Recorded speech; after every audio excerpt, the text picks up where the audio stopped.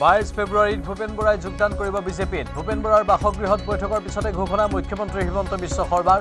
ভূপেন বৰাৰ সৈতে বহু কংগ্ৰেছ নেতাকৰ্মীয়ে যোগদান কৰিব বিজেপিত।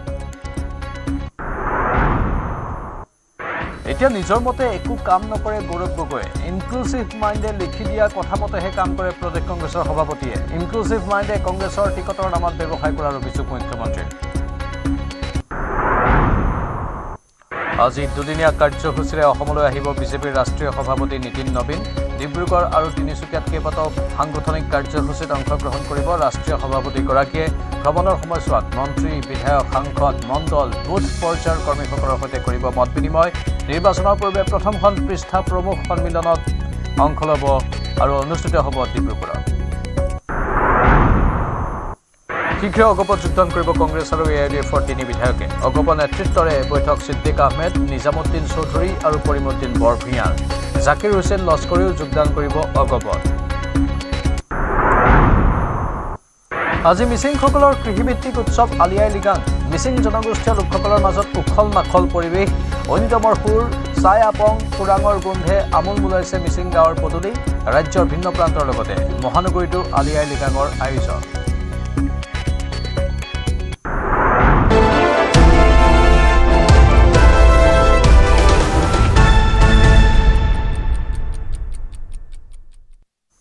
নমস্কাৰ, স্বাগতম। এয়া হৈছে লাইভ আৱাৰ। ষ্টুডিঅ'ত মই প্ৰাঞ্চল। মঙলবাৰে নিশা অনুষ্ঠিত হয় বিজেপি মিত্ৰজোঁটৰ বিধায়িনী দলৰ বৈঠক। বিধায়িনী দলৰ বৈঠকত কেইবাটাও সিদ্ধান্ত গ্ৰহণ কৰা হয়।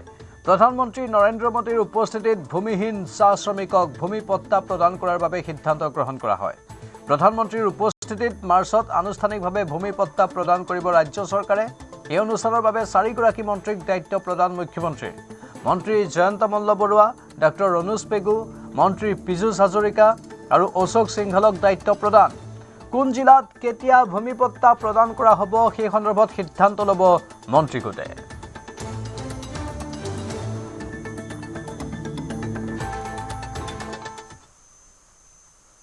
নিশাৰ ভাগত হঠাৎ সোণাপুৰৰ কচুতলীত উপস্থিত হ'ল মুখ্যমন্ত্ৰী হিমন্ত বিশ্ব শৰ্মা। অহা 21 ফেব্ৰুৱাৰীত সোণাপুৰৰ কচুতলীত উপস্থিত হ'ব দেশৰ গৃহমন্ত্ৰী অমিত শ্বাহ। দেশৰ গৃহমন্ত্ৰীগৰাকীয়ে অসম আৰক্ষীৰ 10 APBNৰ নতুন আৰক্ষী ছাউনীৰ আধাৰশিলা স্থাপন কৰিব কচুতলীত।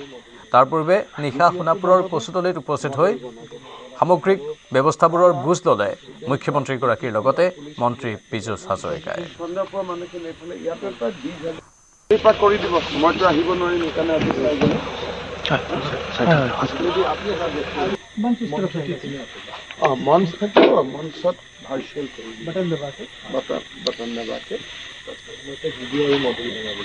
ভিডিঅ'টো বনাব, मॉडल बनाबो और कल आप सुबह एक बार DGP और पुलिस को बुला के ले आना बिकॉज इट इज सन्दर्भ माने के नेफले या पे 20,000 प्लान एफले खेलिले जगह पर साबा भिडिओ तो बनाबो मॉडल बनाबो और कल आप सुबह एक बार DGP और पुलिस को बुला के ले आना because it is their function they should take over. आज होम का पूरा वहाँ पे ECI के साथ रहे सर, उन्हें कल तिवारी जी को लेकर आए। अच्छा सर भले दियक सर।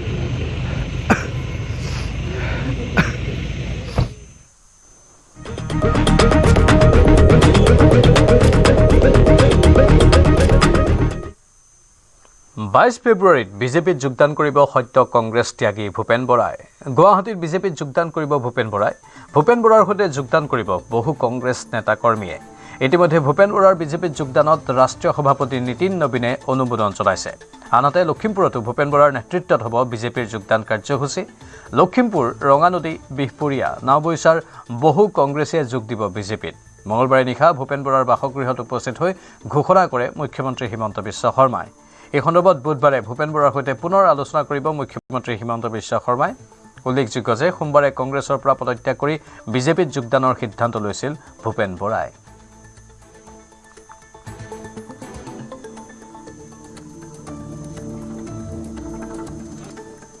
ভূপেন বৰা ডাঙৰীয়াক সাক্ষাৎ কৰিবলৈ আহিছিলোঁ। তেওঁ যোৱাকালি কংগ্ৰেছ দলৰ পৰা পদত্যাগ কৰিছিলে আৰু মই আপোনালোকক জনাবলৈ পাই অতি আনন্দিত যে অহা 22 তাৰিখে তেখেতে ভাৰতীয় জনতা পাৰ্টিত আনুষ্ঠানিকভাৱে যোগদান কৰিব। আমাৰ ৰাজ্যিক সভাপতি দিলীপ শইকীয়া ডাঙৰীয়াই কেইটা বজাত কেনেকৈ যোগদান কৰিব সেই বিষয়ে সিদ্ধান্ত ল'ব।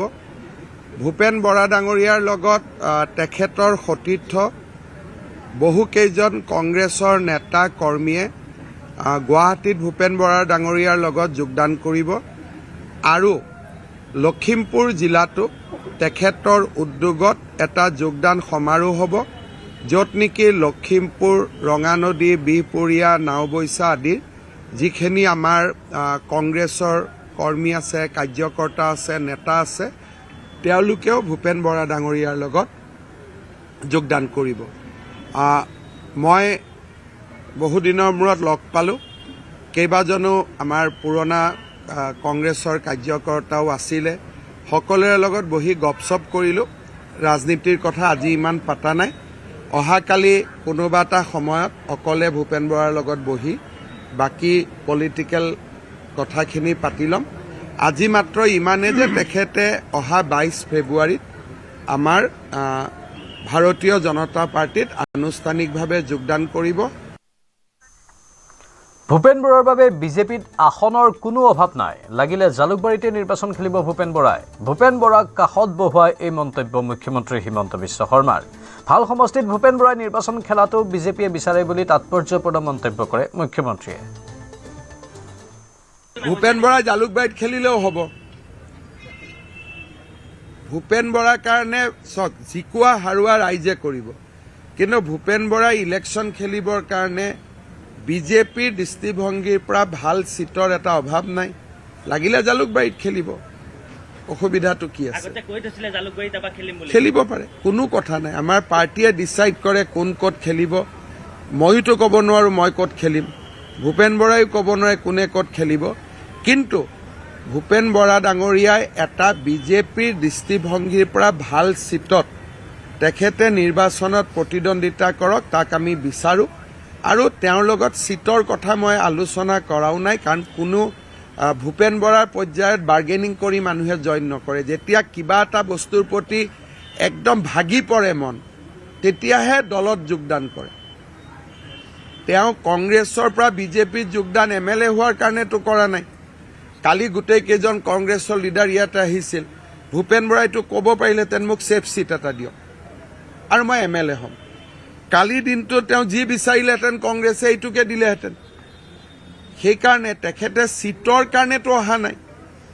তেওঁ কিয় আহিছে আপোনালোকক ইতিমধ্যে কথাটো কৈছে যে মই কিয় আহিছোঁ।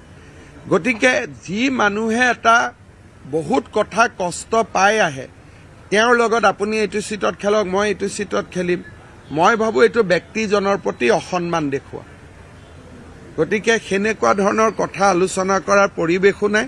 আৰু আমি যেতিয়া লগ পাইছোঁ তাত 10 গৰাকী মানুহ লগত আৰু বহিও আছে।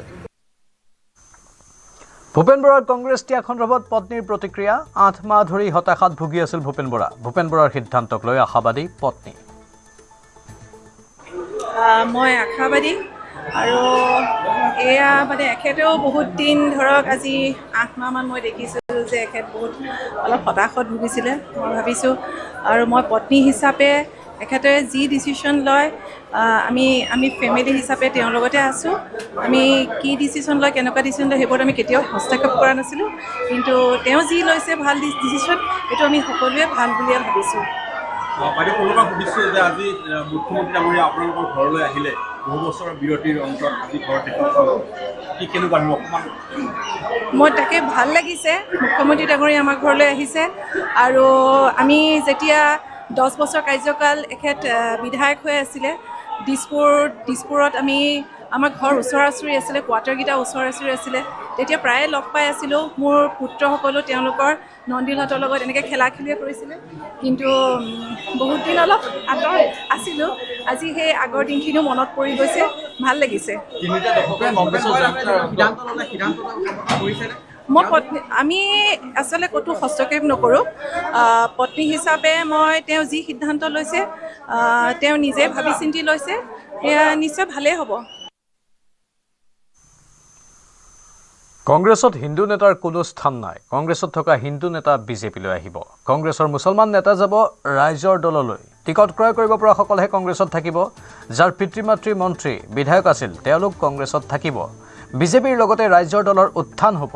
এই তাৎপৰ্যপূৰ্ণ মন্তব্য মুখ্যমন্ত্ৰী হিমন্ত বিশ্ব শৰ্মাৰ। আৰু বাকী থকা হিন্দু মানুহখিনি বিজেপিত আহিব।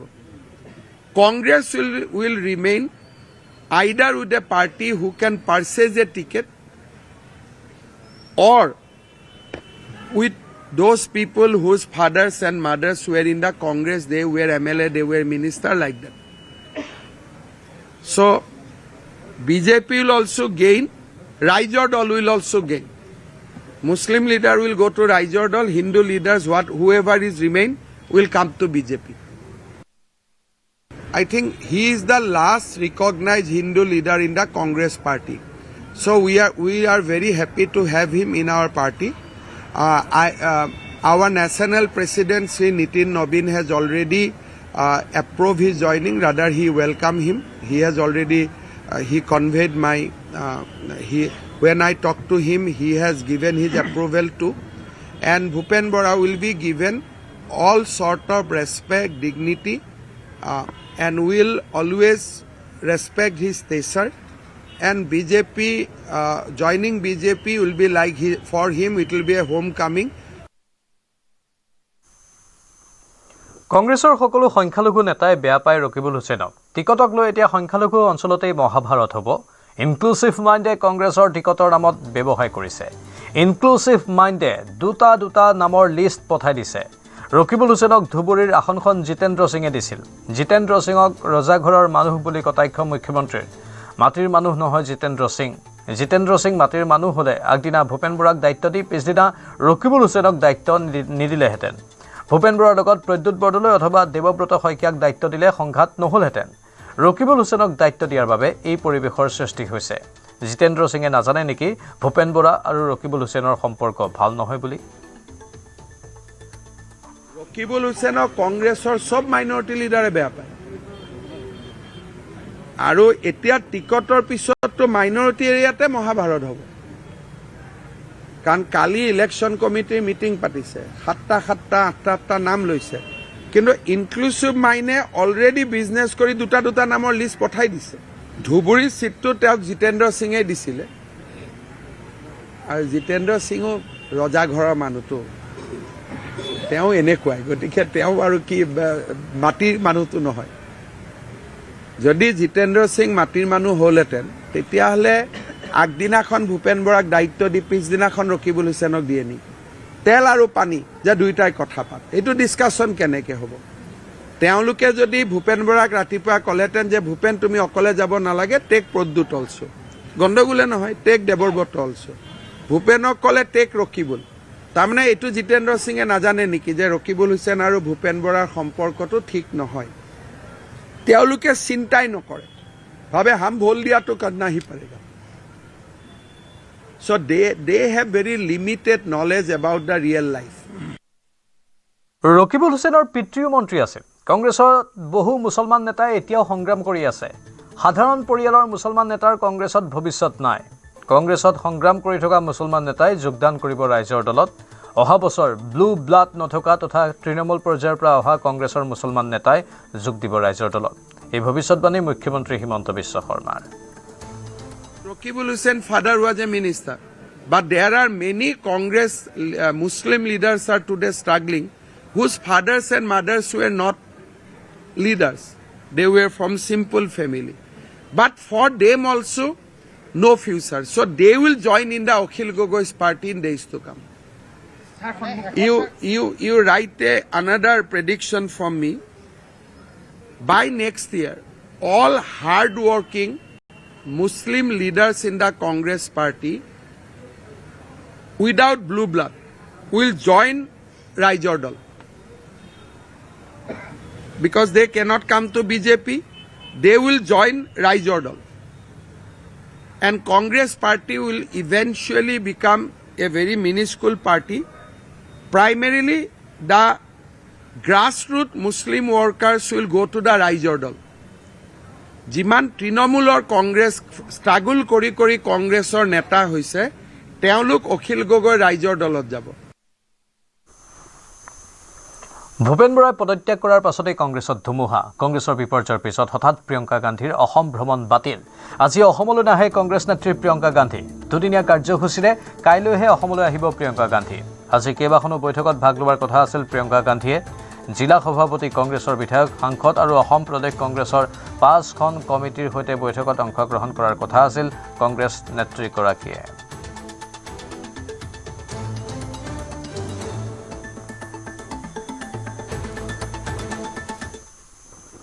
ভূপেন বৰা সন্দৰ্ভত প্ৰাক্তন সাংসদ আব্দুল খালেকৰ প্ৰতিক্ৰিয়া।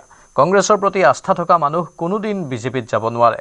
মুখ্যমন্ত্ৰীক লৈও সৰব প্ৰাক্তন সাংসদ আব্দুল খালেক। মুখ্যমন্ত্ৰীয়ে হিন্দু ধৰ্মক অপমান কৰাৰ অভিযোগ। গৌৰৱ গগৈৰ নেতৃত্বত দিছপুৰত চৰকাৰ গঠনৰ হুংকাৰ দিলে আব্দুল খালেকে।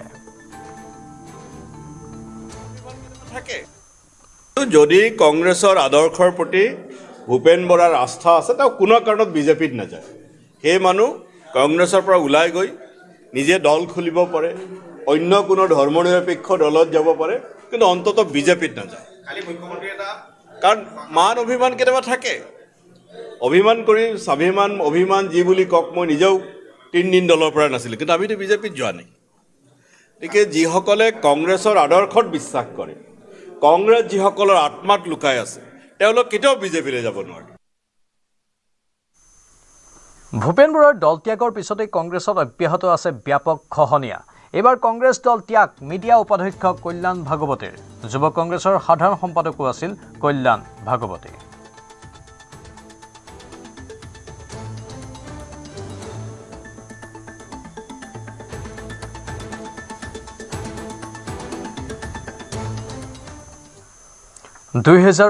চনৰ লোকসভা নিৰ্বাচনৰ দুমাহ পূৰ্বে বিজেপিত যোগ দিব প্ৰদ্যুৎ বৰদলৈয়ে। নিৰ্বাচনত পৰাস্ত হোৱাৰ পিছত বিজেপিলৈ আহিব দেৱব্ৰত শইকীয়া। প্ৰদ্যুৎ বৰদলৈ আৰু দেৱব্ৰত শইকীয়াক লৈ মুখ্যমন্ত্ৰীৰ এই ভৱিষ্যতবাণী। জয়ী হোৱালৈকে দেৱব্ৰত শইকীয়া বিজেপিলৈ আহিব নোৱাৰে, কিন্তু পৰাস্ত হোৱাৰ পিছত বিজেপিলৈ আহিব দেৱব্ৰত শইকীয়া। নিৰ্বাচনত পৰাস্ত হোৱাৰ পিছতে দেৱব্ৰত শইকীয়াৰ মাতৃক লগ ধৰিব মুখ্যমন্ত্ৰী হিমন্ত বিশ্ব শৰ্মাই। আজিলৈকে দেৱব্ৰত শইকীয়া নাজিৰাত জয়ী হোৱাৰ সম্ভাৱনা তেওঁ দেখা নাই। বিশেষকৈ এইবাৰৰ নিৰ্বাচনত কালিৰ তাৰিখলৈকে তেওঁক সন্ধিয়া সদৰি কৰিছিল যে এইবাৰ দেৱব্ৰত শইকীয়া জয়ী হোৱাৰ কোনো সম্ভাৱনা নাই। প্ৰদ্যুৎ বৰদলৈ 2029 লোকসভা ইলেকশ্যনৰ দুমাহ আগত আহিব। দেৱব্ৰত শইকীয়া ইলেকশ্যন হাৰাৰ পিছত আহিব। কাৰণ জিকালৈকে তেওঁ আহিব নোৱাৰে, কাৰণ হিতেশ্বৰ শইকীয়াৰ ল'ৰা। হাৰাৰ পিছত মই এদিন বাইদেউৰ তাত যাম, বাইদেউ মানে তেওঁৰ মাক। তাৰপিছত বাকীখিনি মই কৰি দিম। কোনে এতিয়ালৈকে মোৰ মতেদি আজিলৈকে নিজিকে। কষ্ট কৰিলে জিকিব হাৰিব মই নাজানো। এই মুহূৰ্তলৈকে নাজিৰাত তেওঁ নিজিকে। প্ৰদ্যুৎ বৰদলৈ 2029 লোকসভা ইলেকশ্যনৰ দুমাহ আগত। গৌৰৱ গগৈ এতিয়া নিজৰ মতে একো কাম নকৰে। ইনক্লুচিভ মাইণ্ডে লিখি দিয়া কথা মতে কাম কৰে গৌৰৱ গগৈয়ে। সুনীল কানুগুলুৱে যি শিকাই দিয়ে তাকেই কৰে গৌৰৱ গগৈয়ে। গৌৰৱ গগৈক পোৱা হোৱাটছএপত বুজাই দিয়ে কি ক'ব কি নক'ব। ইনক্লুচিভ মাইণ্ডে যিদিনাখন লিখি নিদিয়ে সিদিনাখনেই গৌৰৱ গগৈৰ গণ্ডগোল লাগে। মৰাণৰ ELF সন্দৰ্ভতো নক'ব লগা কথা কৈছিল গৌৰৱ গগৈয়ে। সেইদিনা ইনক্লুচিভ মাইণ্ডৰ মানুহখিনি দিছপুৰ থানাত আছিল। গৌৰৱ গগৈ এতিয়া মনৰ পৰা একো নকয় বুলি মুখ্যমন্ত্ৰীয়ে সদৰি কৰে।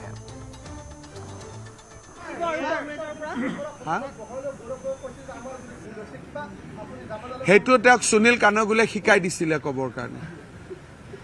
তেওঁ এতিয়া নিজৰ মতে একো নকৰে। এটা ইনক্লুচিভ মাইণ্ড বুলি এটা টিম আছে।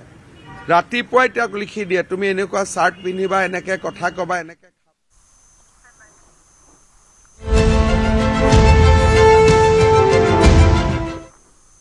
পঞ্চদশ অসম বিধানসভাৰ অন্তিম অধিৱেশনৰ আজি তৃতীয় দিন। প্ৰশ্নোত্তৰ শিতানেৰে আৰম্ভ হ'ব সদনৰ কাম কাজ।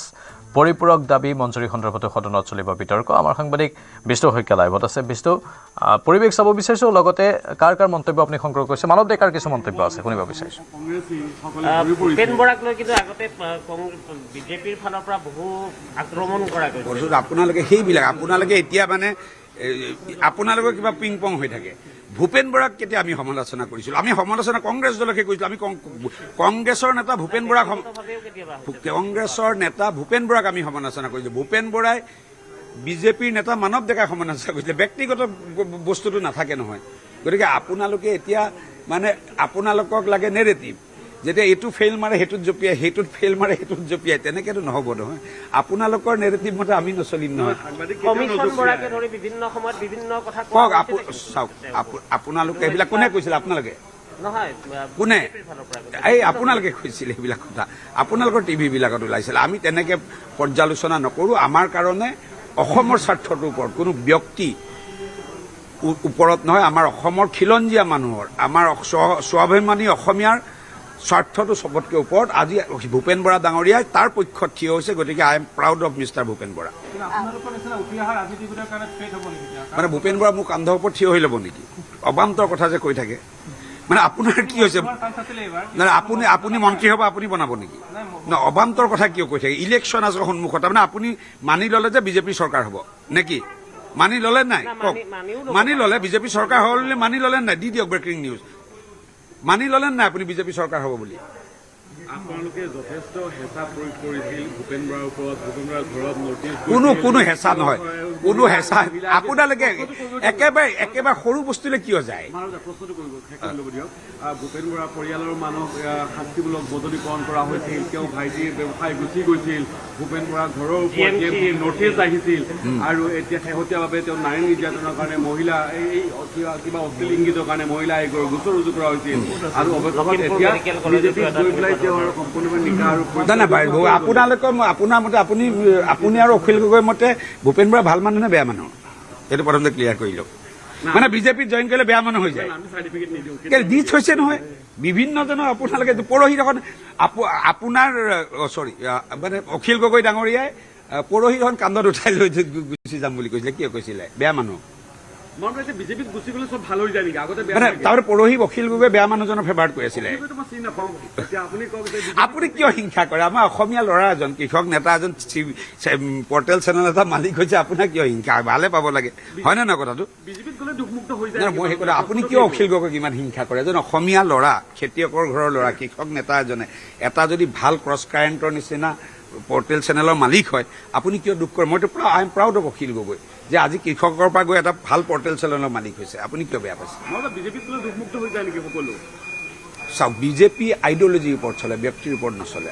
বিজেপি অসমীয়াৰ পক্ষত, খিলঞ্জীয়াৰ পক্ষত আৰু মিয়াৰ বিৰুদ্ধে। গতিকে সেই নেৰেটিভটো যোন ছেট হ'ব, তেওঁ অসমৰ ভৱিষ্যতৰ ভাল কথাই চিন্তা কৰিব। হ'ব, এই মানি ল'লে দেই। মানৱ ডেকাৰ এয়া কিছু বক্তব্য ভূপেন বৰাৰ সন্দৰ্ভত, আৰু তেওঁ কিছু প্ৰতিক্ৰিয়া প্ৰকাশ কৰিছে। সাংবাদিকেও বহুখিনি প্ৰশ্ন সুধিছিল। মুঠতে এতিয়া এই বিষয়টোক লৈও আলোচনা সৰব ৰূপত হৈ আছে। ইফালে অসম বিধানসভাৰ আজি অধিৱেশনৰ তৃতীয় দিন প্ৰশ্নোত্তৰ শীতনেৰে আৰম্ভ হ'ব। সদনৰ কাম কাজ, পৰিপূৰক দাবী মঞ্জুৰী সন্দৰ্ভতো সদনত চলিব বিতৰ্ক। পৰিৱেশ আৰু বন বিভাগৰ দাবী মঞ্জুৰী সন্দৰ্ভত চলিব বিতৰ্ক। শাসক বিৰোধী উভয় শিবিৰৰ বিধায়কে অংশ ল'ব বিতৰ্কত। বিত্তমন্ত্ৰীৰ লেখানুদান ভাষণৰ ওপৰতো সদনত চলিব আলোচনা। এই আলোচনাতো অংশ ল'ব শাসক বিৰোধী উভয় শিবিৰৰ বিধায়কে। একেটা দলৰ পৰাই কেনেধৰণে সম্ভৱ? চাওক, এইটো ডিচাইড কৰিব পাৰ্টীয়ে, আমি ডিচাইড কৰা নাই। পাৰ্টীয়ে যিটো ডিচাইড কৰিব সেইটোৱে। যোগদান আপুনি কেতিয়া কৰিব? 8-10 দিন লাগিব আৰু। 8-10 দিন মানে ৰাজ্যসভাৰ নিৰ্বাচনৰ আগতে যোগদান হ'ব? আগত পিছত কিবা এটা হ'ব। ৰাজ্যসভাত আপোনাৰ ভূমিকা কেনেকুৱা হ'ব? আহি যাওক, চাওঁ ৰাজ্যসভা ইলেকশ্যন হ'ব নে নাই, সেইটোৱে ডাঙৰ কথা। হয়, চাম কাটেশ্বৰ আগলাপুৰ সকলো বিচাৰিব পাৰে। এইটো বিচাৰৰ আমি কেনেকুৱা বন্ধ কৰিম, এইটো পিছৰ কথা, আগতে জানে আপুনি। আৰু বিধায়কসকলক সাংবাদিকে এটাৰ পাছত আন এটা প্ৰশ্ন সুধি আছে, আৰু স্বাভাৱিকতে গুৰুত্বপূৰ্ণ এইখিনি সময়। আৰু বহু বিধায়কে তেওঁলোকৰ দল ত্যাগৰ কথাও সদৰি কৰিছে। নিজামুদ্দিন চৌধুৰীয়ে হওক বা সুজামুদ্দিন লস্কৰে হওক। সুশান্ত বৰগোহাঁই ভাষ্য যোগদান আছে। কৰাৰ গোটেই ব্যৱস্থাটো যোৱাকালি মাননীয় মুখ্যমন্ত্ৰী ডাঙৰীয়ে প্ৰেছ কনফাৰেন্স বা প্ৰেছক সম্বোধন কৰি গোটেইখিনি কথা কৈছে। কিন্তু এটা কথা আমি দেখিলোঁ যে যেতিয়া এটা দল নীতি আদৰ্শৰ পৰা বিচলিত হৈ ব্যক্তিগত এটা সিদ্ধান্তৰ ওপৰত ব্যক্তি বিশেষে যেতিয়া দল পৰিচালিত কৰিব, নিজে ভাল পোৱা বেয়া পোৱালৈ ব্যক্তিয়ে দল পৰিচালিত কৰিব, এনেধৰণৰ যিবিলাক কৰ্মীয়ে দলটোৰ কাৰণে বহুত দিন ত্যাগ স্বীকাৰ কৰিছিলে, বহুতে কষ্ট কৰিছিলে, দলটোলৈ সপোন দেখিছিলে, সেই দলবিলাকে লাষ্টত গৈ পেলাই দল এৰাৰ বাধ্যতা হৈ যায়। এই ভূপেন বৰাৰ ক্ষেত্ৰত এইটো দেখা পোৱা গ'ল। চাওক, ভিতৰ চৰা বাহিৰৰ চৰা বুলি আপুনি আজিৰ দিনত যদি কয়, এটা সময়ত বহুত দল এনেধৰণৰ আছিলে যিবিলাক দলত বেলেগে নেতৃত্ব দিছিলে, পিছৰ পৰ্যায়ত বেলেগ দললৈ গ'ল। এতিয়া বিজেপিত মই কংগ্ৰেছ দলৰ পৰা আহিছোঁ, কিন্তু কংগ্ৰেছ দলৰ সিদ্ধান্ত আছিলে বেলেগ ধৰণৰ ব্যক্তিগত সিদ্ধান্তৰ ওপৰত মই চলিবলগীয়া হৈছিলে। বিজেপিত দলৰ নীতি আদৰ্শৰ ওপৰত চলিবলগীয়া হয়। মই আজি নেশ্যনেল কাউন্সিলৰ মেম্বাৰ। নেশ্যনেল কাউন্সিলত যেতিয়া মই মিটিঙত গৈছোঁ, AICC মেম্বাৰ আছিলোঁ। AICC মেম্বাৰত যাওঁতে AICCত অকল পৰিয়াল কেন্দ্ৰিক কিছুমান মানুহেহে এটা ক্ষেত্ৰত সোমাব পাৰে। এইবাৰ যেতিয়া নেশ্যনেল কাউন্সিলৰ মেম্বাৰ হৈ বিজেপিত গ'লোঁ, গোটেই হলটোৰ ভিতৰত সমান ইকুৱেলি প্ৰধানমন্ত্ৰীৰ কাৰ্যকৰ্তা হিচাপে বহি থাকিবলগীয়া হৈছে। ইয়াতে এই দলটোৰ গোটেই দলে যেনেধৰণে পৰিচালনা কৰিব লাগিব, তেনেধৰণে ব্যক্তিয়ে পৰিচালিত হ'ব লাগিব। তাত ব্যক্তিয়ে যেনেধৰণে পৰিচালনা কৰিব, তেনেধৰণে দলটো পৰিচালিত হয়। ভূপেন বৰা এজন ৰিকগনাইজ কৰিছে, he is a good politician, but question is that যে তেওঁৰ নিচিনা এজন গুড পলিটিচিয়ান যেতিয়া আহিছে বিজেপি, আপোনালোকে এতিয়া আপকামিং পলিটিচিয়ান, কেতিয়াবা মন্ত্ৰী হোৱাৰ সম্ভাৱনা আছে, বিজু জনতা, জয়ন্ত মল্লবৰুৱা, মানৱ ডেকা, আপোনালোকৰ কাৰণে থ্ৰেট হ'ব নেকি? চাওক, বিজেপি দলটোত কোনো কাৰো থ্ৰেট নহয়। এইটো দলৰ এইটোৱেই এনেধৰণৰ দল যিটো দলত সকলোৰে সমান স্থান আছে। কাৰণ ইয়াত সৰু বৰ নাই, কামৰ ক্ষেত্ৰত সৰু বৰ নাই, পদৰ ক্ষেত্ৰত সৰু বৰ নাই, ষ্টেজত বহালৈ টনা আজোৰা নাই, চকীলৈ টনা আজোৰা নাই। আৰু সেইকাৰণে এতিয়া দেখিছে যে কিমান নেতৃবৃন্দ আজি বিজেপি দলত আছে প্লেটফৰ্মত, সকলোৱে কিন্তু সমানে দলটোক শক্তিশালী কৰিবলৈ কাম কৰি আছে।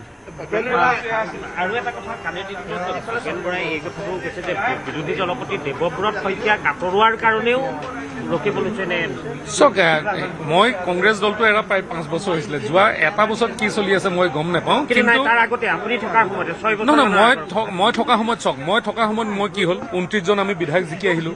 29জন বিধায়কৰ 24জন বিধায়কে মোক বিৰোধী দলৰ দলপতি হিচাপে সেই সময়তে কনচেণ্ট দিছিলে। আমাৰ যিটো ভিতৰুৱা অভ্যন্তৰীণ যিটো নিৰ্বাচনৰ নিচিনা হয়, কোনে কাক কয়, 24জনে মোক কথা কৈছিলে। সেই সময়ত ৰকিবুল হুছেইন ডাঙৰীয়ে মোক ফোন কৰি কৈছিলে যে মই ইমান ছিনিয়ৰজনে তোমাৰ লগত কেনেকৈ মই ডেপুটি থাকিব পাৰিম।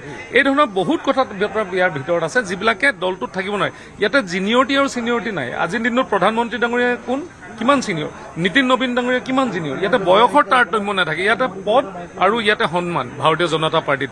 আৰু কংগ্ৰেছটোত কোনোবা বিশেষ ব্যক্তি সন্মান আৰু অসন্মানক লৈ মানুহৰ পদবী থাকে। কিন্তু অসন্তুষ্ট হ'ব পৰা চান্স আছে নেকি? সুশান্ত বৰগোহাঁই কিছু বক্তব্য আমি শুনিলোঁ।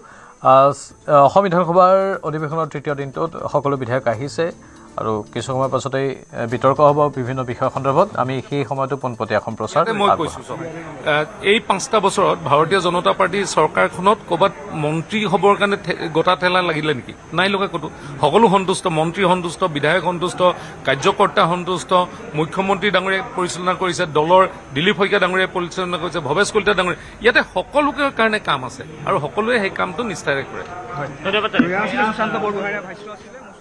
আৰু বিজেপি দলৰ কাম কাজক লৈ বক্তব্য আগবঢ়াইছে সুশান্ত বৰগোহাঁই। আৰু কংগ্ৰেছ দলৰ আৰু বিজেপি দলৰ কি পাৰ্থক্য কামৰ ক্ষেত্ৰত সেইখিনি বৰ্ণনা আগবঢ়াইছে। স্বাভাৱিকতেই ভূপেন বৰাৰ প্ৰসংগক লৈ ৰাজনীতি গৰম হৈ আছে। সমান্তৰালভাৱে কংগ্ৰেছৰ পৰা আন একাংশ নেতাই দল ত্যাগৰ সিদ্ধান্ত গ্ৰহণ কৰাৰ ভৱিষ্যতবাণী যিটো কৰিছে মুখ্যমন্ত্ৰীয়ে, সেই সন্দৰ্ভতো ব্যাপক ৰূপত চৰ্চা চলি আছে। মুঠতে ৰাজ্যৰ ৰাজনীতিত এতিয়া এই বিষয়বোৰে প্ৰাসংগিক হিচাপে স্থান অধিকাৰ কৰি আছে। আন বিধায়কৰো বক্তব্য আমি শুনাবলৈ চেষ্টা কৰিম কিছু সময়ৰ পাছত।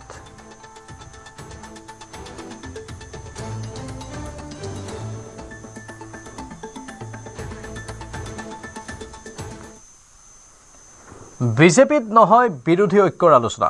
22ৰ পৰা 24খন আসনক লৈ বিৰোধী ঐক্যই কাজিয়া কৰি আছে। এইকেইখন আসনত আমি জয়ী নহওঁ বুলি মন্তব্য মুখ্যমন্ত্ৰীৰ। য'ত বিজেপি শক্তিশালী তাত বিৰোধী ঐক্য হ'লেও জয়ী নহয়। বিৰোধী ঐক্যক লৈ মুখ্যমন্ত্ৰীৰ তাৎপৰ্যপূৰ্ণ মন্তব্য। মই আগতে কৈছোঁ যে বিজেপিৰ দৃষ্টিভংগীৰ পৰা বিৰোধী ঐক্যৰ কোনো ডিছকাশ্যন আমি নকৰোঁ। দুটা কাৰণে নকৰোঁ। বিৰোধী পক্ষ 22টা ছিটত তেওঁলোকে কাজিয়া কৰি আছে আৰু সেই 22টা ছিটত আমি নিজিকোঁ। গতিকে বিৰোধী ঐক্যৰ ডিছকাশ্যন বিজেপিত নহয়। কাৰণ য'ত বিজেপি ষ্ট্ৰং তাত বিৰোধী ঐক্য হ'লেও নিজিকে অনৈক্য হ'লেও নিজিকে গতিকে বিৰোধী ঐক্যৰ ছাবজেক্ট মেটাৰটো হ'ল 24 সিটৰ বাহিৰৰ নহয় এটা ডিব্ৰুগড়ত বিৰোধী ঐক্য হ'ল কি ফৰক পৰিব জালুকবাৰীত বিৰোধী ঐক্য হ'ল কি ফৰক পৰিব নলবাৰীত বিৰোধী ঐক্য হ'ল কি ফৰক পৰিব শিলচৰত বিৰোধী ঐক্য হ'ল কি ফৰক পৰিব লক্ষীপুৰত বিৰোধী ঐক্য হ'ল কি ফৰক পৰিব বিপুৰীয়াত বিৰোধী ঐক্য হ'ল কি ফৰক পৰিব জাগিৰোডত বিৰোধী ঐক্য হ'ল কি ফৰক পৰিব টিহুত বিৰোধী ঐক্য হ'ল কি ফৰক পৰিব পলাশবাৰীত বিৰোধী ঐক্য হ'ল কি ফৰক পৰিব গতিকে বিজেপিৰ সিটত বিৰোধী ঐক্যৰ কোনো ইম্পেক্ট নাই গোস্বামী ডাঙৰীয়াই বহু বছৰ আগতে এটা প্ৰবন্ধ লিখিছিল সেই গতিকে এনেকুৱা মানে কিছুমান কথা যিবিলাক মানুহে পাহৰিব লাগে ভাল কথা ল'ব লাগে মই সেই দিশত যাম মই এই বিষয়ত একো মন্তব্য নিদিওঁ একো হোৱা নাছিলে তেনেকুৱা মানে অজন্তা নেওগ পতাৰ ক্ষেত্ৰত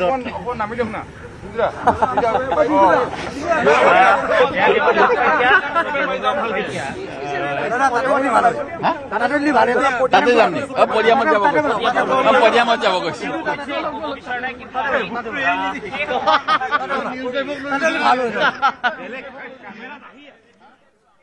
হাঁহি ধেমালিৰ মাজেৰে কথাবোৰ তেওঁ ক'বলৈ চেষ্টা কৰি আছে পৰৱৰ্তী সময়ত আমি মন্তব্য শুনাম আৰু আজি মুখ্যমন্ত্ৰীৰ সৈতে ভূপেন বৰাৰ বৈঠক মুখ্যমন্ত্ৰীৰ বাসগৃহত হ'ব গুৰুত্বপূৰ্ণ বৈঠক পৰৱৰ্তী ৰাজনৈতিক বিষয়ক লৈ হ'ব বিতং আলোচনা সন্ধিয়া 6 বজাত সংবাদমেল সম্বোধন কৰিব ভূপেন বৰাই পুনৰ জনাইছোঁ আজি মুখ্যমন্ত্ৰীৰ সৈতে ভূপেন বৰাৰ বৈঠক কালি মুখ্যমন্ত্ৰীয়ে সদৰি কৰিছিল যে কালি ৰাজনীতিৰ কথা বিশেষ পাতা নাই আৰু আজি পাতিম সেয়েহে আজি মুখ্যমন্ত্ৰীৰ সৈতে ভূপেন বৰাৰ বৈঠকৰ আয়োজন কৰা হৈছে মুখ্যমন্ত্ৰীৰ বাসগৃহত হ'ব এই গুৰুত্বপূৰ্ণ বৈঠকখন পৰৱৰ্তী ৰাজনৈতিক বিষয়ক লৈ হ'ব বিতং আলোচনা সন্ধিয়া 6 বজাত সংবাদমেল সম্বোধন কৰিব ভূপেন বৰাই পূৰ্বে দুপৰীয়া 12 বজাত সংবাদমেল সম্বোধন কৰাৰ কথা আছিল কিন্তু এতিয়া মুখ্যমন্ত্ৰীৰ সৈতে আলোচনাৰ পাছত সন্ধিয়া 6 বজাত ভূপেন বৰাই সংবাদমেল সম্বোধন কৰিব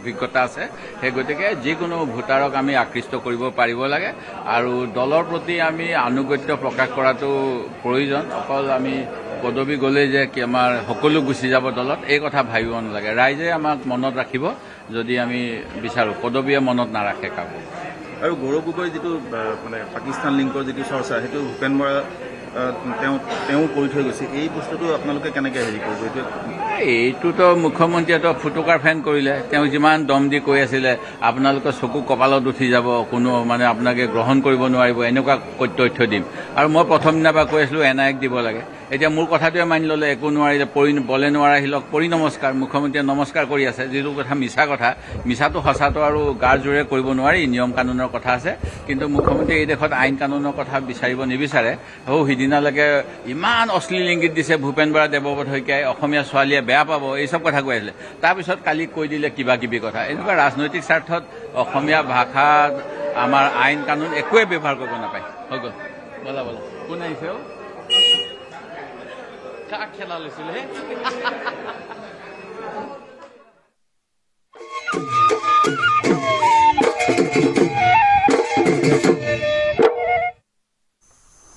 আজি মিচিংসকলৰ কৃষিভিত্তিক উৎসৱ আলি আই লৃগাং মিচিং জনগোষ্ঠীয় লোকসকলৰ মাজত উখল মাখল পৰিৱেশ ঐনিতমৰ সুৰ চাই আপং পুৰাঙৰ গোন্ধে আমোল মোলাইছে মিচিং গাঁৱৰ পদূলি পৰম্পৰা অনুসৰি মিচিং লোকসকলে লৃগাঙৰ দিনটোৰ পৰাই খেতিপথাৰত সিঁচিবলৈ আৰম্ভ কৰে সোণগুটি শস্যৰ শ্ৰীবৃদ্ধিৰ কামনাৰে মিচিংসকলে প্ৰতি বছৰে পালন কৰে এই আলি আই লৃগাং ৰাজ্যৰ ভিন্ন প্ৰান্তৰ লগতে মহানগৰীতো আলি আই লৃগাঙৰ আয়োজন কৰা হৈছে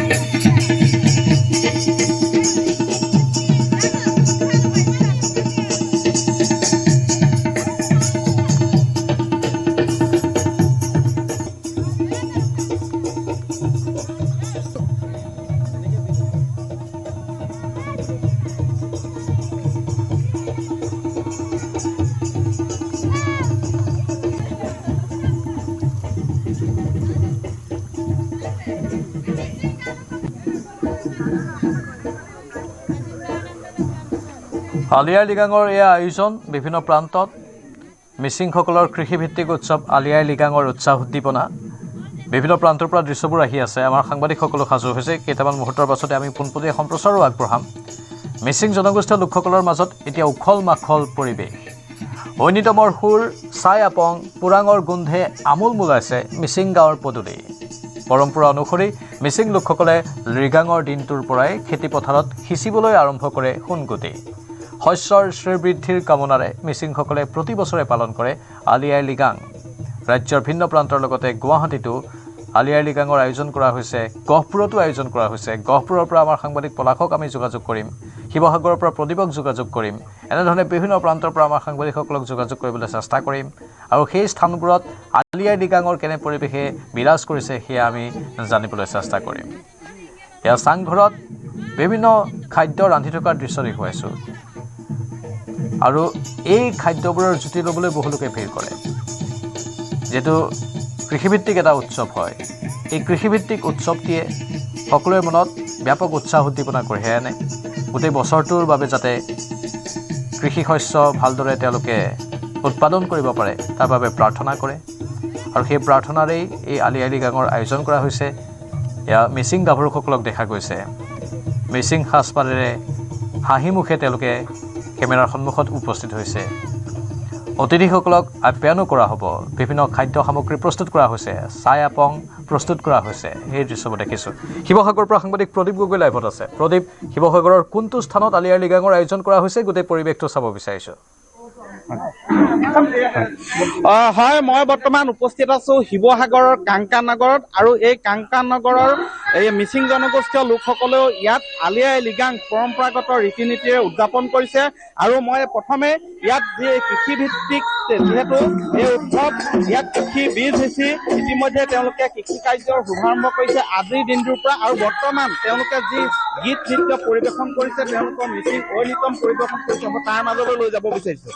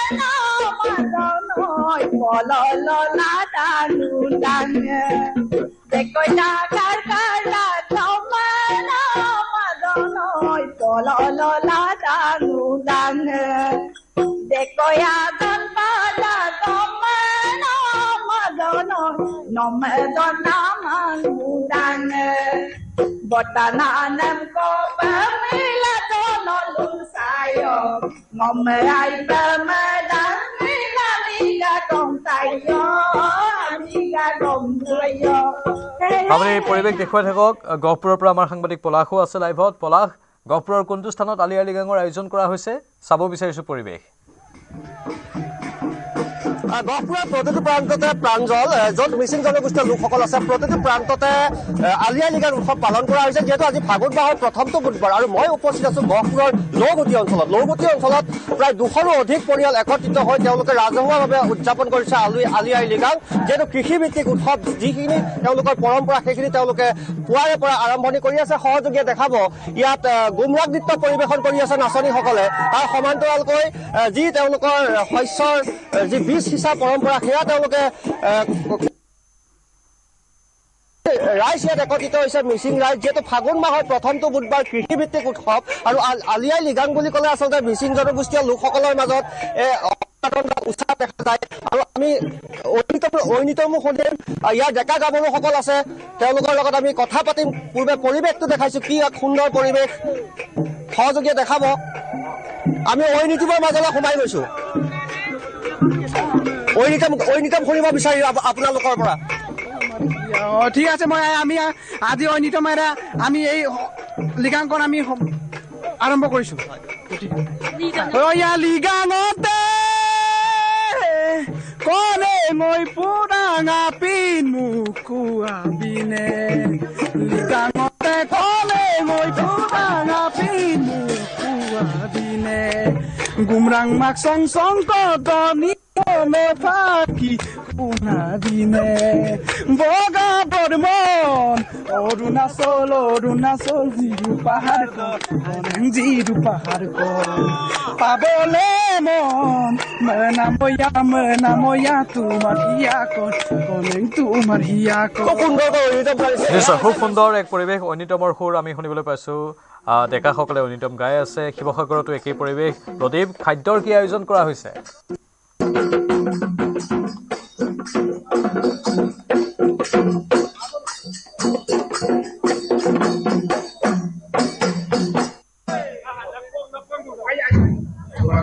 প্ৰদীপ কি আয়োজন শিৱসাগৰত অলপ দেখুৱাই দিয়ক আপুনি হয় এনেধৰণে কৰা হৈছে মই দেখুৱাইছো আৰু পুনৰ ইয়াৰ জ্যেষ্ঠ নাগৰিকসকল আছে মই তেওঁলোকৰ ভাষ্য ল'ম পুৰা এতিয়া ইয়াত কি কাৰ্য সমাপন কৰা হৈছে এইফালে নমস্কাৰ আলি আই লৃগাঙৰ উপলক্ষে অসমৰ সকলো সংস্কৃতি প্ৰেমী ৰাইজলৈ মই নমস্কাৰ জনাইছো মিচিং সমাজৰ ফালৰ পৰা শিৱসাগৰ মিচিং সমাজৰ ফালৰ পৰা ইয়াতে আমি আচলতে আলি আই লৃগাং কি এই তিনিটা শব্দৰ অৰ্থটো মই কৈ লৈছো আলি মানে বীজ আই মানে ফল আৰু লৃগাং মানে সিঁচিবলৈ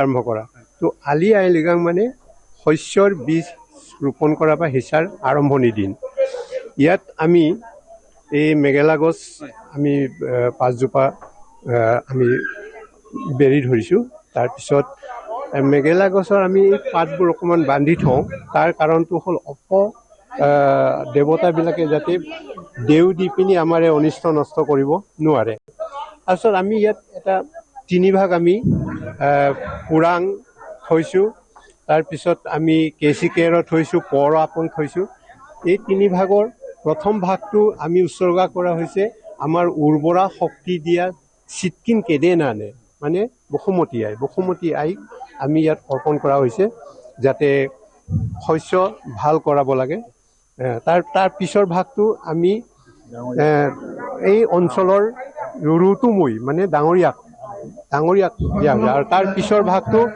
আমাৰ ইয়াত বসবাস কৰা প্ৰতিটো অসুনৰ গোত্ৰসকলক পৰিপুৰুষসকলক যিখিনি ৰীতি নীতি আছিলে আমি এখেতৰ পৰা জানিব বিচাৰিলো মই কিন্তু এই মুহূৰ্তত পুনৰ এফাকি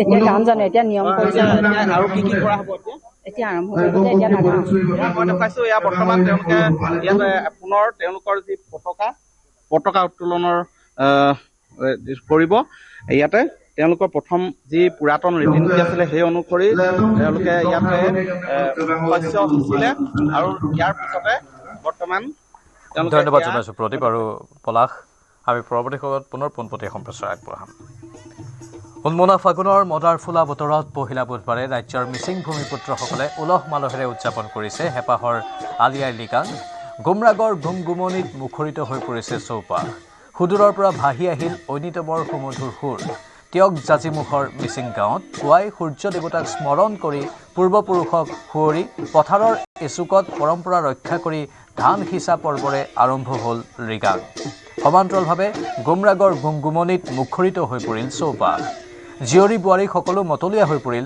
চিফুং বাঁহীৰ সুৰত লগতে পৰম্পৰাগত খাদ্য পুৰাং পৰ আপঙৰ গোন্ধত আমোলমোল মোৰংঘৰ তিয়কৰ পৰিৱেশ এয়া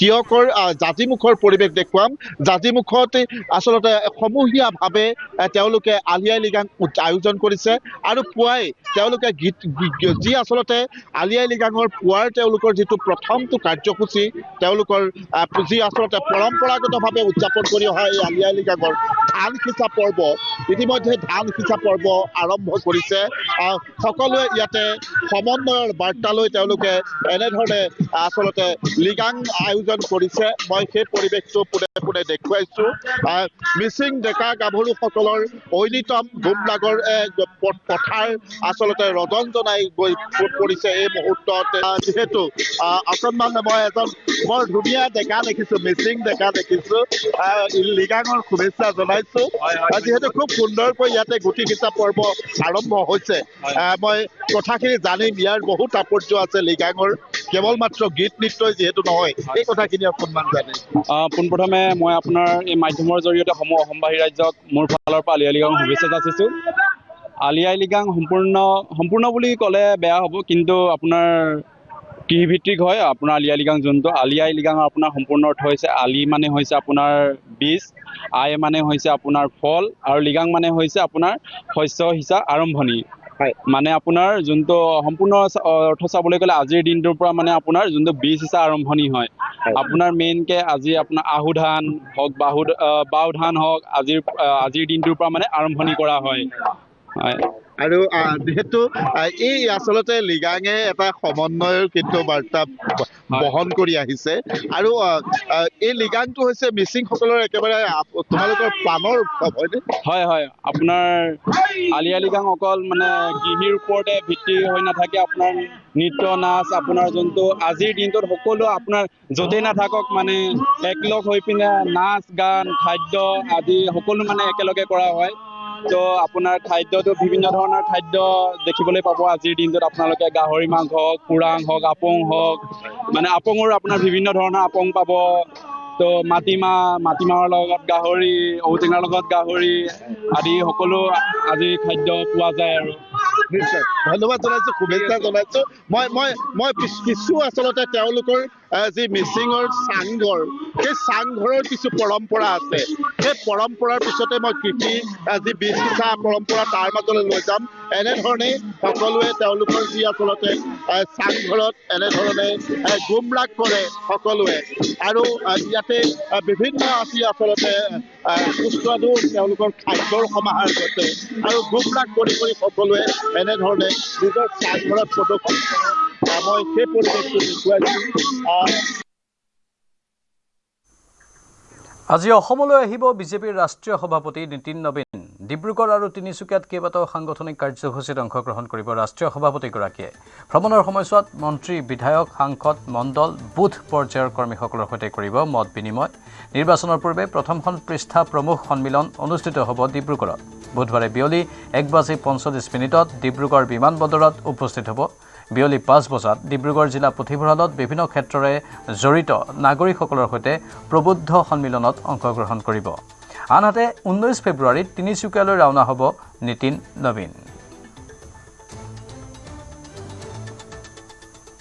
বুথৰ একেবাৰে তৃণমূল পৰ্যায়ত 60গৰাকী ভোটাৰৰ লগত কেনেকৈ সম্পৰ্ক স্থাপন কৰিব কিদৰে নিৰ্বাচনৰ দিনা ভোটৰ শতাংশ বৃদ্ধি কৰিব পাৰে ইত্যাদি বিভিন্ন বিষয় বুথ পৰ্যায়ত কৰণীয় যিবিলাক কাম পৃষ্ঠা প্ৰমুখজনে কৰিবৰ কাৰণে তেওঁলোকক ৰাষ্ট্ৰীয় সভাপতিগৰাকী নিজেই সম্বোধন কৰিব মাৰ্গদৰ্শন কৰিব ৰাষ্ট্ৰীয় সভাপতি ডাঙৰীয়া ঠিক 1:45 বজাত মোহনবাৰী ডক্টৰ ভূপেন হাজৰিকীয়া বিমানবন্দৰত উপস্থিত হ'ব আৰু তাতেই আমি তেখেতক উজনি অসম বা অসমৰ সাংস্কৃতিক বিভিন্ন গোষ্ঠী যি আছে আমাৰ যি সমুদায় আছে কমিউনিটি আছে তেওঁলোকৰ নিজা নিজা সাংস্কৃতিক উপাদানেৰে তেখেতক আমি আদৰণি জনাম তাৰপিছত তেখেত পোনে পোনে আমাৰ এই পৃষ্ঠা প্ৰমুখ সন্মিলনলৈ আহিব খনিকৰ চাৰিআলিৰ পৰা তেখেতক আমাৰ সভাস্থলীলৈকে বিশেষভাৱে ৰাইজে আমাৰ সমৰ্থক শুভাকাংক্ষীয়ে আদৰি আনিব আৰু ইয়াতো তেখেতক বিভিন্ন সাংস্কৃতিক দলে তেখেতক আমাৰ যি চহকী কৃষ্টি পৰম্পৰা আছে সেইটো প্ৰদৰ্শনো কৰাব আৰু তেখেতক উষ্ম আদৰণিও জনাব 20 ফেব্ৰুৱাৰীত প্ৰদান নকৰে অৰুণোদয় আঁচনিৰ ধন 20 ফেব্ৰুৱাৰীৰ পৰিৱৰ্তে 10 মাৰ্চত প্ৰদান কৰিব অৰুণোদয়ৰ ধন 10 মাৰ্চত একেলগে প্ৰদান কৰিব অৰুণোদয়ৰ ধন 10 মাৰ্চত অৰুণোদয়ৰ হিতাধিকাৰী লাভ কৰিব 9,000 টকা এই ঘোষণা মুখ্যমন্ত্ৰীৰ 20 তাৰিখে মই 8,000 টকা অৰুণোদয় দিম বুলি কৈছিলোঁ 20 ফেব্ৰুৱাৰীত মই নিদিওঁ 10 মাৰ্চত দিম কিন্তু 8,000 টকাৰ জেগা 9,000 টকা দিম এইটো আপোনাৰ মানে 10 মাৰ্চত প্ৰত্যেকবাৰে অৰুণোদয় পায় 20 ফেব্ৰুৱাৰীত যদি দি দিওঁ মহিলাসকলে আকৌ 10 মাৰ্চতো ভাবিব একো নাপাম সেইকাৰণে একেলগে 10 মাৰ্চত দিম 8,000 নিদিওঁ 9,000 দিম 20 তাৰিখে মই 8,000 টকা অৰুণোদয় দিম বুলি কৈছিলোঁ 20 ফেব্ৰুৱাৰীত মই নিদিওঁ 10 মাৰ্চত দিম কিন্তু 8,000 টকাৰ জেগা 9,000 টকা দিম এইটো আপোনাৰ মানে 10 মাৰ্চত প্ৰত্যেকবাৰে অৰুণোদয় পায় 20 ফেব্ৰুৱাৰীত যদি দি দিওঁ মহিলাসকলে আকৌ 10 মাৰ্চতো ভাবিব একো নাপাম সেইকাৰণে একেলগে 10 মাৰ্চত দিম 8,000 নিদিওঁ 9,000 দিম শীঘ্ৰে অগপত যোগদান কৰিব বিৰোধীৰ 3 বিধায়কে অগপ নেতৃত্বৰ সৈতে 3 বিধায়কৰ গুৰুত্বপূৰ্ণ বৈঠক অগপ নেতৃত্বৰে কংগ্ৰেছ বিধায়ক সিদ্দিক আহমেদ এআইডিএফৰ নিজামুদ্দিন চৌধুৰী আৰু এআইডিএফৰ কৰিমুদ্দিন বৰভূঞাৰ বৈঠক শীঘ্ৰে কংগ্ৰেছ আৰু এআইডিএফৰ 3 বিধায়কে যোগদান কৰিব অগপত যোগদান কৰিব জাকিৰ হুছেইন লস্কৰেও সলনি নহয় আমি আগতে যেনেকৈ কৈছোঁ তেনেকুৱাই আছোঁ আৰু এতিয়া মানে আমাৰ ডিছকাশ্যন চলি আছে মোৰতো গা বেয়া চবে জানে মই খেলাটো মোৰ কাৰণে সম্ভৱ নহ'ব কিন্তু মই এজিপিৰ লগত থাকিম আৰু অলপ দিন পিছত আমি এজিপিৰ দলত যোগদান কৰিম কেতিয়া ইয়াতে কৰিব মই ভাবিছোঁ আমাৰ মানে সমষ্টি ভিত্তিক বেংগলৰ এটা প্ৰগ্ৰাম কৰি আমাৰ মানে লিডাৰবিলাকক লৈ এটা ডাঙৰ প্ৰগ্ৰাম কৰিম তাতে হ'ব মানে তাতে আপোনাৰ পুত্ৰ ৰাজনীতিলৈ আহিব বুলি কথা এটা ওলাই আছে তেওঁ নিৰ্বাচন খেলিব বুলি কথা এটা ওলাই আছে আপোনাৰ পুত্ৰ ওলাইছে কিন্তু সি খেলিব নিবিচাৰে চাওক আমি যোগদানৰ কথা তেতিয়া অহা নাই কথাখিনি অসমৰ সংখ্যালঘু ৰাইজৰ যিখিনি দাবী দাৱা আছে এজিপি এটা ছেকুলাৰ পাৰ্টি আমাৰ সমস্যাখিনি লৈ আলোচনা কৰি আছোঁ এজ এ পাৰ্টি প্ৰেচিডেণ্ট তেওঁৰ লগত আলোচনা কৰি আছোঁ আমাৰ ছিনিয়ৰ MLA সিদ্দিক আহমেদ ডাঙৰীয়াও আছে আৰু আমাৰ নিজামুদ্দিন চৌধুৰী আছে আৰু এজন আমাৰ ছ'চিয়েল ৱৰ্কাৰ তেওঁ আছে আমাৰ কথা হ'ল ইছ্যুখিনি লৈ ডিছকাছ কৰিব লাগে আৰু অসমৰ ভৱিষ্যত কি হ'ব কি না ৰাইজক কেনেকৈ আমি সহায় কৰিব পাৰোঁ বৰাকবেলী ৰবাৰৰ ডেভেলপমেণ্টটো কেনেকৈ আজি 22,000 কোটি টকাৰ এটা হাই স্পীড কৰিডৰ দিছে যিটো গেম চেঞ্জাৰ হ'ব বৰাকবেলীৰ কাৰণে এইটোত আমি কেনেকৈ বৰাকৰ মানুহক সুবিধা দিব পাৰোঁ 5 গ্ৰাম পেপাৰ মিলত এতিয়া ইণ্ডাষ্ট্ৰিয়েলাইজেশ্যনৰ কাৰণে যিখিনি কাম আগবাঢ়ি যোগদানটো কেতিয়া কৰিব সেইখিনি লৈ আমি আলোচনা কৰি আছোঁ আৰু অতুল বৰা ডাঙৰীয়া এজিপিৰ প্ৰেচিডেণ্ট আৰু ছিনিয়ৰ মিনিষ্টাৰ অসমৰ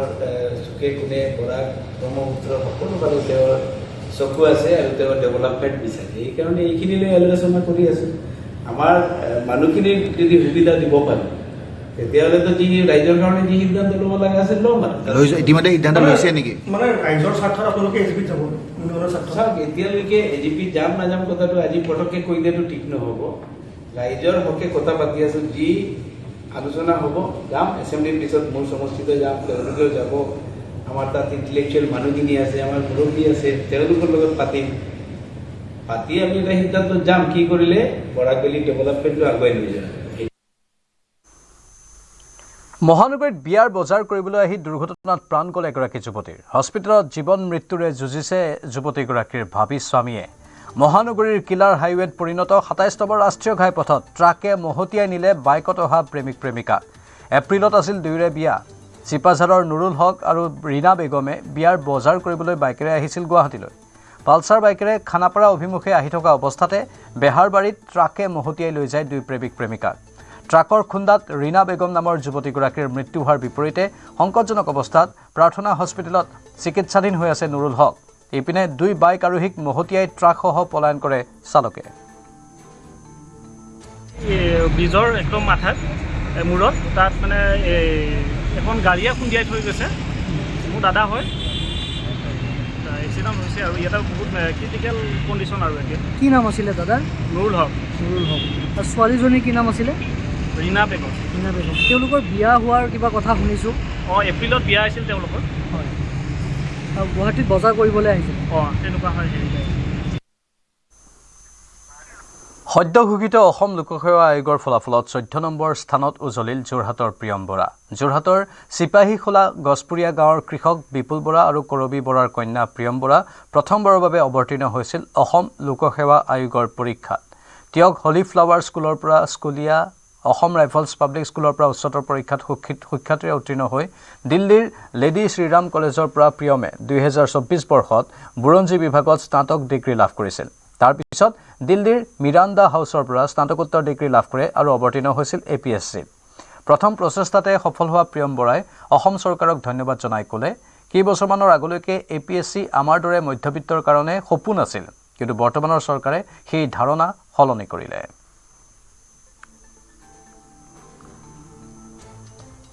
মই প্ৰিয়ম বৰাক চিনাকি কৰি দিছোঁ প্ৰিয়ম অভিনন্দন খুব এটা ভাল লগা খবৰ যে প্ৰথমবাৰতেই সুখ্যাতিৰে 14 নং স্থান দখল কৰিবলৈ সক্ষম হ'লে অভিনন্দন জনাইছোঁ হয় ধন্যবাদ মই আজি বহুতেই আনন্দিত মই ৰেংক 14 পাবলৈ সক্ষম হৈছোঁ বাবে হয় কেনেকুৱা প্ৰস্তুতিকে কিমান দিনৰ পৰা চলোৱা হৈছিলে গোটেই কথাখিনি জানিম হয় মোৰ প্ৰস্তুতি মোৰ স্কুলীয়া দিনৰ পৰাই বুলি ক'ব পাৰি ভালদৰে 2024 পৰা মই ষ্টাৰ্ট কৰিছোঁ নটিফিকেশ্যন অহাৰ পিছত কিন্তু তাৰ আগৰে পৰা মোৰ ঘৰৰ মানুহসকলে মোৰ মামা তেওঁ মোক গাইড কৰিছিলে আৰু মোৰ ঘৰৰ আৰু কাজিনছ আছে তেওঁলোকেও পাছ কৰিছে এইটো এক্সাম তেওঁলোকৰ পৰাও মই অকণমান ইনস্পায়াৰ হৈছিলোঁ মটিভেট হৈছিলোঁ আৰু গম পাইছিলোঁ কেনেকুৱা কি হয় পৰীক্ষাটো তেতিয়াৰ পৰাই মই প্ৰিপেয়াৰ কৰি আজি ফাৰ্ষ্ট এটেম্পটতে মই ৰেংক 14 পাবলৈ সক্ষম হৈছোঁ প্ৰিয়ম বৰাই কেনেধৰণে প্ৰিপেৰেশ্যনটো কেনেধৰণে কৰিছিলে কোচিং ক'ত কৰিছিলে বা এইখিনি কৰা হৈছিলে নে নাই এই কথাখিনি অকণমান জানিব বিচাৰে হয় মই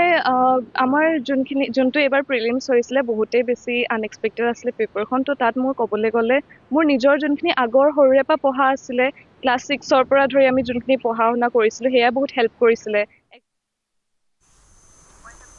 সময় হৈছে বিদায় লোৱাৰ নমস্কাৰ